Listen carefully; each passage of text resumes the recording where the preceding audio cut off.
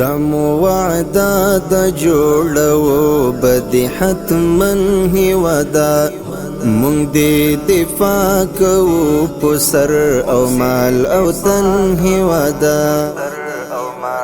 کندهار ښاروالۍ د ښار په 14مه ناحیه کې د یو مهم سړک د اساسي رغولو چارې پیل کړې. بدی حتمن هیوادا مونږ دې دفاع کوو په سر او مال او تن. دا سړک چې تقریبا 700 متره اوږدوالی او 14 متره پلنوالی لري د یوې هفتې مخکې یې رغنیزې چارې پیل شوې چې پاته کارونه به یې د یوې میاشتې په موده کې پای ته ورسیږي.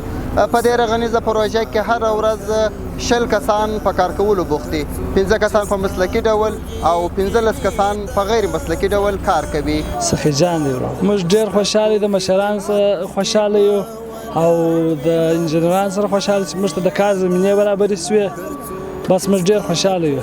نبي جان دا الحمدلله ډېر خوشحاله یو. پخوا به یې وخت بیکاره وخت په کار اخته وو او دا مې محل دی جوړېږي او پر کار هم اخته وو. د دې مهم سړک په اساسي رغولو سره د دې سیمې خلکو زیاته خوښي وښودل او د کندهار ښاروالۍ څخه یې ځانګړې مننه وکړل. اجازه وایم انا اوس باید خدای دې خیر وکړي د کار پر شروع شو نو دا خلک ډېر خوشحاله دي. ورلستی ناحیې څخه ګروپ ډېر ځینې خوشحاله یو. د ښاروال صاحب څخه د ښاروالۍ د خلکو څخه ډېر منندوی یو چې دغه سړک یې موږ ته راجوړ کړي. وخت چې د دغه سړک سره موږ ډېر په تکلیف وو، دوړې به وې، د باران د اوبو مشکلات به وه، د نور داسې د تګ و راتګ احتمالات هم ډېر سره کمزوري وه او دغه سړک چې موږ ته جوړ شو موږ ډېر ځینې خوشحاله یو.